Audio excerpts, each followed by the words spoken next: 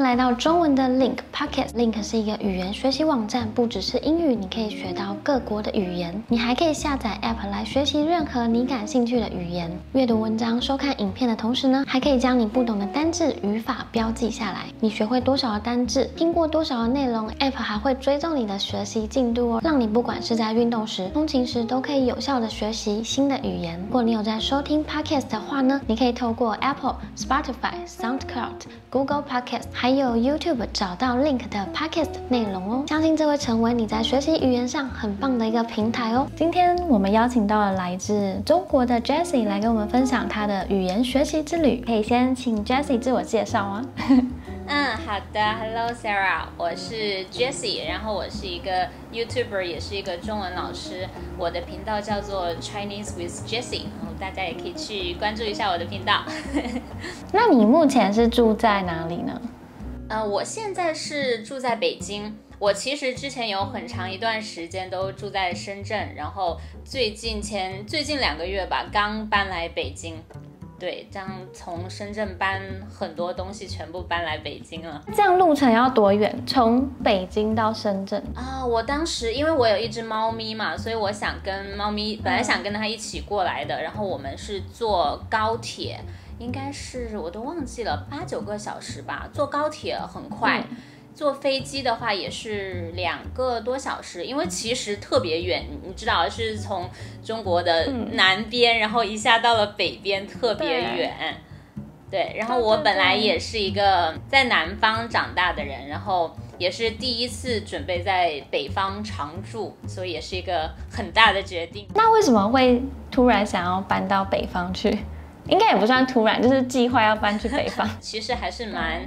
突然的一个想法。之前的话在深圳待了一段时间，然后就是想要换一个环境吧。然后我想换环境的时候，我有想过去广州或者北京，因为广州离深圳还蛮近的嘛，我也蛮喜欢广州这个城市的。而且因为我最近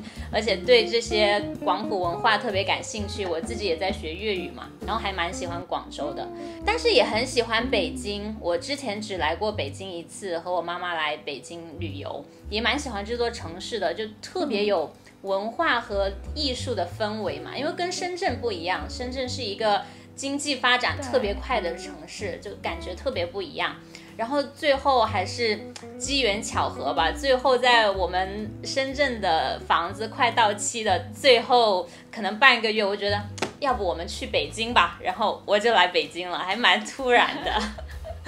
你的工作的话会有影响吗？还是你是线上？可以上一些线上课程这样。其实我之前有带线下和线上的，但是可能还是线上的比较多。就线上其实你在哪里工作都还好，所以对你自己搬家或者选择城市还是蛮自由的。然后频道的话也是在哪里做都可以嘛。然后其实我自己也做新媒体相关的工作，就其实就是围绕内容创作，然后教中文，都是这个方向的，所以还好，不会有太大的影响。因为疫情的关系，很多应该像你刚刚说，如果有课程的话，应该也都转成线上比较多嘛。对，因为线上跟线下上课来说不会有特别大的区别，线上也安全方便，你在家里就可以直接上。甚至有的时候我们在同一个城市，然后学生也说，要不老师咱们可以线上吗？就大家都比较方便。那我想问一下，因为我有看你的频道，很多都有讲英文的嘛，那你当初是怎么学习英文的？因为我觉得你的英文超好。还好啦。然后在哪边学的？其实这个有很多人问我，他们都会还蛮惊讶的，因为我从小到大从来没有上过国际学校，我也没有去说英语的国家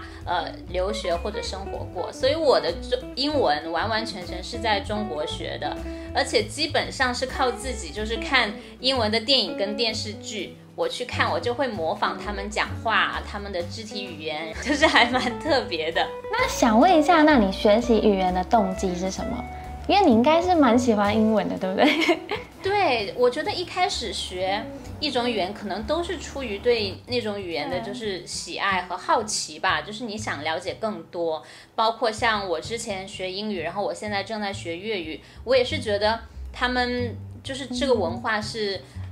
非常的有意思，想要了解更多。当你慢慢了解了一些啊，然后可以讲一些了之后，我会觉得你可以用这门语言去跟他们，就是他们母语者，去用他们的母语去进行沟通和交流，然后去了解他们这些人，也是一件很有意义也很有意思的事情。然后会发现在这个过程中，不仅仅是说你在了解他们，你也可以通过语言去让他们更了解我们的文化还有我们的语言，也是一件我觉得特别有意思也很有意义的一件事情。所以这就是我为什么想要学，之前想学英语，然后现在学粤语，包括以后可能还会学其他的语言。我觉得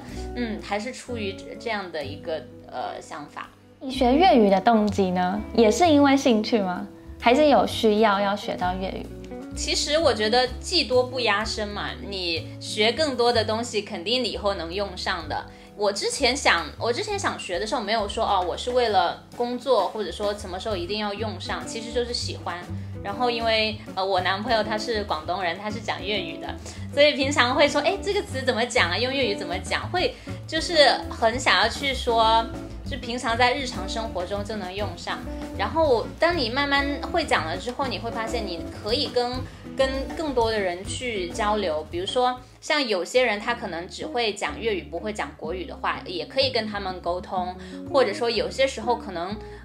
工作他有些就是需要你会一些粤语的，然后也可以能做更多的事情。你就会发现就是学习一个语言也好，或者其他技巧也好，我觉得肯定是会对以后有帮助的。然后对于你就是理解更多的东西和接触到更多的人，不同的文化都是有帮助的，我感觉。那我想问一下，你学习语言的诀窍有什么样的诀窍可以跟大家分享吗？就是因为我通过自己的经验来说的话，我觉得一个输入就是要多听还蛮重要的。不管你是看比如说电影电视剧，还是听相关的内容，不管是 podcast 啊，或者说听歌呀，就是你要大量的去输入。那这个输入肯定是建立在你感兴趣的基础上。我觉得如果你不感兴趣，你强迫自己去我今天我一定要学英文，但其实我不喜欢，然后我一定要去逼自己去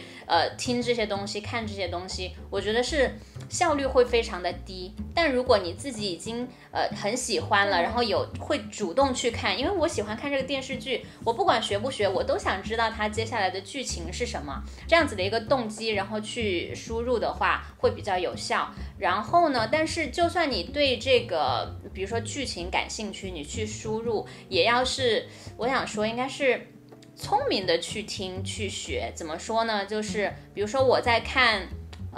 电影电视剧的时候，我看到他讲一句话，如果我听到我没有听过的，不管是词汇还是表达方式，一些俚语，我会暂停，然后看字幕讲的是什么。然后有些时候甚至去会把用手机的备忘录，或者说用一个本子把那些记下来之后，我会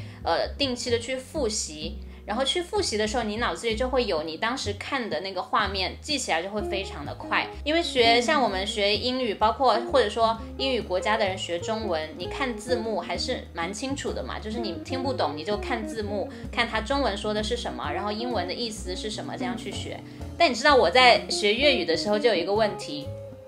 因为他们说的是口语的表达方式，但是粤语电视剧的字幕写的都是书面语，就他已经翻译过一次了。就我每次暂停，就我看的时候，我可能需要我男朋友在旁边，我暂停，我问他刚刚说的是什么，这个字要怎么写，应该怎么说，然后你再说一遍给我听，因为他的字幕打的不一样。比如说他要说千万不要，然后他们说千祈唔好，然后他字幕打的还是中文的千万不要，我说他在说什么，这个字怎么写，就会稍微难一点。但是我觉得像中国人学英文，或者说说英文的人学中文，目前可能还不会有这一个问题。就如果学的是国语的话还好。哇，就是连看电影的时候都要很认真的学习语言真的是蛮不简单的。对，我觉得如果有的时候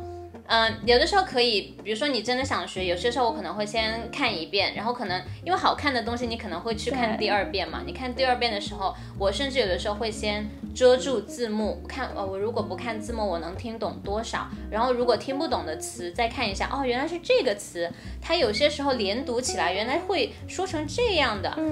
就会根据这个当时的这个环境去学，然后也可以去模仿他们讲话的感觉。我觉得这个是我自己学，特别是口语，就是进步蛮快的。我是这样学的。那你这样学英语的过程大概有几年的时间？还是你就是从小就是很喜欢英语，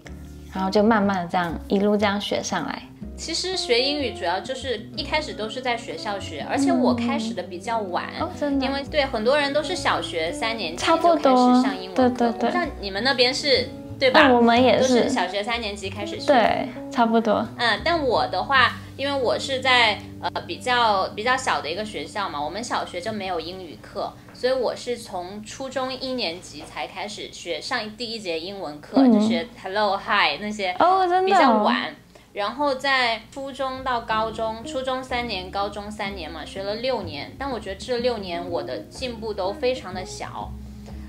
我可能我考试做试卷，我还是可以拿很高的分，但是我口语我就不会去讲，不知道怎么讲。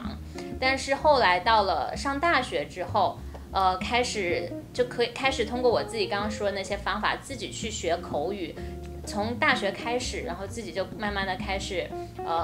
口语就提升的可能比前6年都快很多，是这样子。像我们以前学习英语也是这样子的过程，对啊，就算是小学3年级就开始学，但是因为在学校主要是考试为主嘛，对啊，所以如果你没有真正自己有兴趣去学习这语言的话，就是很难。对啊，所以我觉得像我也是刚到温哥华的时候，我去超市买东西还会有点紧张，对，因为就开始英文的环境嘛。对，可以想象。对，然后明明是很简单的英文，可是你就会突然愣住。对，可能你本来都会了，但是去到那个环境就会说，突然忘记了。那像是你在学习语言的过程，你有遇到什么样的挫折吗？就是有没有突然想要放弃啊，还是什么？觉得，对，我觉得挫折的话，一开始的时候就是会说我没有一个可以去学习的资源，因为我在比较小的地方嘛。然后一开始像我刚刚说，比如说从小学、初中到高中，可能我没有手机，没有电脑。我是上高中的时候才有第一部手机吧，然后一开始没有手机，没有电脑，然后你在电视上我们看到的，就算是英文电影都会翻译成中文给我们看嘛，所以就很难去接触到英文口语这个东西。然后我在我们小县城也没有就是说英语的人，我就很难去说到底他们真实说英语的时候是什么情况啊，我都完全不知道。一开始的时候我会觉得受到资源的限制，很难去提升。然后到后面呢，到有这些资源啊，互联网啊，可以去看视频、看电影啊，自己去选择这些资源，解决了这个问题之后，那我觉得我遇到的一个问题就是，我算是一个还蛮没有自信的人，我会不敢去说，会说，哎呀怎么办？别人应该都会讲了，我讲不好，别人会不会笑我？我记得我刚上大学的时候还有闹过一个笑话。我当时上大学的时候就真的很想学英语嘛，我就报了很多的社团啊，参加很多的各种英文比赛啊什么的。我报了一个社团叫 English Corner 的英语角，然后我们当时有好几轮的面试，然后我记得有一轮面试的时候，我一个学长他就说，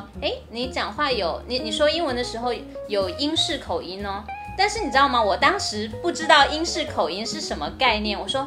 什么意思啊？是不是说我讲英文讲得太烂了？然后我就哭了，我说为什么这样说我？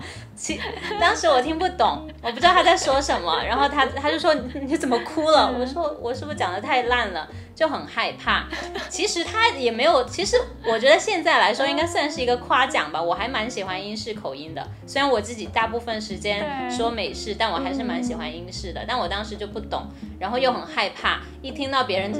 不管对我就是做出什么样的评价，我会说好像在指责我，我就很害怕。所以这是我就是可以开口说之后也遇到的一个蛮大的困难。但之后的话就是通过我自己，我报了非常多的英语演讲比赛，因为我觉得演讲还蛮锻炼你的口才和你的这个心态的。你当着那么多人的面能够讲出来，然后能够自信的把你的稿子讲完，我觉得是每一次比赛我觉得我都会提升一点。然后我真的参加了非常多，我大学的那个就是证书可能有这么厚，所有能参加的我都去参加，包括演讲比赛、英语的配音比赛，还有什么辩论赛，所有的我都去。所以我觉得在那一段时间我就强迫自己踏出自己那个舒适区吧。然后我觉得就是你这一步其实是还蛮难做到的，就是你要克服自己心理上的障碍。但我觉得迈出那一步之后，我觉得进步的会非常的快。那像是你现在是怎么样在创造这些英语的环境？其实很多人觉得，我学英文一定要去说英语的国家，或者说我学中文是不是一定要去中国才能学好？我觉得会有一定的影响，但绝对不是决定性的因素。因为你会发现并不是每个去过英语国家留学的人英文都说得特别好，也不是每一个没去过的人就不会讲，所以是要看你自己去学习。我自己的话，一个是平时看这些电影电视剧哦，然后我不知道别人是不是会这样，就有些时候我可能会自己就比如说我在上厕所或者走在大街上，我就会自己在脑海里用英文跟自己对话What am I doing now 就是自己你在思考的时候用你在学的那门语言去思考。比如说你现在我在开一个会，我去想的时候，我就不会说我在开会，我是想说I'm having a meeting。 就是在这个过程中，通过你这个思维的转换，就是去让自己从这个背后的逻辑去改变，然后去学习的时候就会自然一些。对，所以就是你在想事情的时候，你就用英文去想，然后甚至我不知道别人可不可以像我一样，就是自己在脑海里可能就有一个小场景在对话的。对，我是自己这样子去创造英文的环境了。对啊，我觉得你刚刚也讲到一个很大的重点，就是我们在学习语言的时候就会很怕讲错。对啊，对，然后又就会怕别人会笑你。对啊，可是我觉得也是真正来到，就是因为以前在台湾，就可能真的比较不太敢讲，对吧？就算是路上遇到外国人，然后你也会觉得很怕他过来问你路。可是像是现在真的会这样，然后可是像现在来到这里就，我觉得不管你的文法对不对，他们其实大部分都听得懂你想要表达意思。对啊，对，就是会给你很大的信心啊。就是我们其实蛮怕的，但你真正去说的时候，发现人家并不是很在乎你说错。就像是如果有外国人跟我说中文，他说错了什么，我也不会觉得你说的好烂。我觉得我们都会说哇，你中文好好哦。大部分人都是这样子的，你会收到很多的表扬。包括我们跟别人去说英文，不管我所有的犯很多语法错误，甚至发音也发得不好，他能听懂，他不会去说你的英文不好。应该很少很少见到这种人，所以其实是我们自己对自己的一个限制吧。其实并不会，在你真正去说之后，会发现并不是那样子。还蛮重要的这一点。对，真的。那你有想要学习新的语言的人什么样的建议吗？不要再想了，就开始吧。因为你知道很多人他想很久，说我想要学中文，但是好难哦。然后就这样想着，他有这个想法可能已经有好多年了，但是觉得很难，因为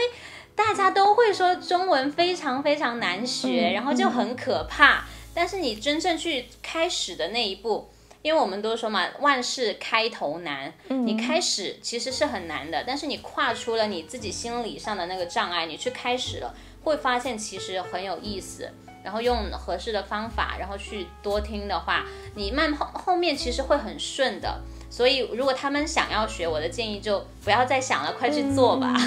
想要问你，就是为什么会想要经营频道呢？那你的频道内容主要有哪一些？其实一开始的时候，我开这个频道的时候，就是因为比如说我学生经常会问我，这个词要怎么用啊，或者他们问我一些问题，那我觉得很多人问，那我不如就拍一个视频就给你们看好了，就所有人都能看。我不用每个人都一遍一遍的去讲，而且我在视频里面会用一些比较就是搞笑的对话吧，让他们更好的去记住这些东西。一开始的时候本来就是只要简单的分享给这些问我的人啊，然后什么的，然后发现你发在网络上之后，其实很多人都需要这些讯息，然后能让更多的人学到这些东西。然后之后我就觉得用这种带一些娱乐性的方式去教中文是我自己还蛮喜欢的。然后我觉得对很多人也不能说很多人吧，可能对反正看到的这些人还是有帮助的，能帮助到大家，所以我自己还是觉得很开心的。我自己做这个频道也是很有热情的在做，然后我的主要内容其实基本上都是围绕语言相关的，就是不只是国语，也会 cover 一些粤语，还有我自己的江西方言或者其他地方的方言的内容，因为我还蛮喜欢中国的方言的，也会有一些关于中国文化呀，包括我有一个栏目吧，就是讲电影相关的，有一些是讲在西方国家比较流行的跟咱们亚洲文化或者说中国文化相关的电影，然后也会讲一些咱们自己中国的电影去做 reaction 啊，或者是分析啊、讲解啊这些。我最近有做一个就是台湾导演李安拍的电影《卧虎藏龙》，就是有讲这个当时因为他在美国还是蛮火的嘛，很多人都很喜欢，然后我们也是一起做了一个 reaction，然后我觉得应该会给喜欢他的观众带来一些不一样的解析吧，也不能说解析，就是我自己的见解吧。所以你的学生也大部分都是讲英文为主吗？对对对，基本上大部分都是讲英文为主的。你这样上课的时候，主要是跟他们都是用中文对话，还是你也会，因为可能大家程度不一样，所以有的可能听不懂中文的，那你可能要先用英文跟他们对话，对不对？对，我这个比例会根据他们自己的水平去调整。如果他完全是一个 beginner，如果你全中文的话，会稍微有一些难。所以我这个比例一开始的时候，英文比例可能会稍微多一些。然后到你可能有一个，他本来就已经中文比较熟练了，我就会基本上会很小的英文比例，就是尽量跟他用中文去对话，然后让他在这个过程中学习。对，所以要看他们的程度，用中文还是英文。所以其实你的工作也是可以让你有英文的环境，因为你都会接触。甚至有些时候上课的时候，我们可能讲到，我可能还会问他，我说这个英文里是这么说吗？就我自己也学。最后一个问题想要问你说，因为我看到你的 IG 上面有很多的旅游的照片，对，还有一些艺术照片，想说你有去过哪一些国家旅游吗？因为看起来还是蛮丰富的。对，也谈不上说是艺术照啦，其实就是我自己还蛮喜欢拍照啊这些的。我上一次出国旅游还是疫情之前，19年的时候，那个时候刚去了泰国和日本，还蛮喜欢那边的，都挺好玩的。在那之后到现在都没有出国旅游，但是就在中国其他城市吧，因为中国太大了，我好多地方都还没去过，所以国家的话其实不多，但是我自己之后计划的话，可能还是因为我现在刚搬来中国北方嘛，可能想多去一下中国北方的城市，因为中国北方跟南方的就是感觉还是很不一样的，不管是食物啊、风土人情啊，各方面还有气候都还蛮不一样的，我还蛮想多去看看的，所以接下来可能还是会以中国国内其他的城市为主。我也有发现你好像很多照片都有穿汉服，对不对？旗袍是吗？所以你也是，对，旗袍，所以你也特别喜欢旗袍啊？对，我特别喜欢旗袍。汉服的话，我最近也有在尝试，就是之前其实汉服接触的不是特别多，但我最近有穿，还就是真的蛮有意思的，就是大家以前穿的衣服跟我们现在特别不一样。然后我自己平常是非常喜欢穿旗袍，我身上穿的也有一点旗袍的感觉，就不是传统的旗袍那样子，会有一些改变，然后就是更适合我们现在日常穿的一些旗袍。然后我妈妈也非常喜欢旗袍，所以我们俩我们家里就会有非常多的旗袍。我妈妈就非常喜欢买旗袍，所以我觉得她对我的影响还蛮大的。因为她就一直说啊，其实就是我们亚洲人，就是你穿旗袍，她说一定会比你穿其他的衣服看起来会有一个不一样的韵味，而且不管你是什么身材，胖还是瘦，穿旗袍都很好看，因为旗袍不怕你如果是稍微丰满一点或者怎样，也很好看的。所以我受我妈妈的影响，然后我自己也是喜欢上了旗袍，然后平常工作啊、生活呀、出去玩啊，都还蛮喜欢穿的。今天很开心，就是听到你的分享，你怎么学习语言的一个过程。对啊，我觉得对大家来说一定会很有帮助。拜拜，谢谢邀请。那今天的影片就是这样啦，谢谢大家的收看以及收听。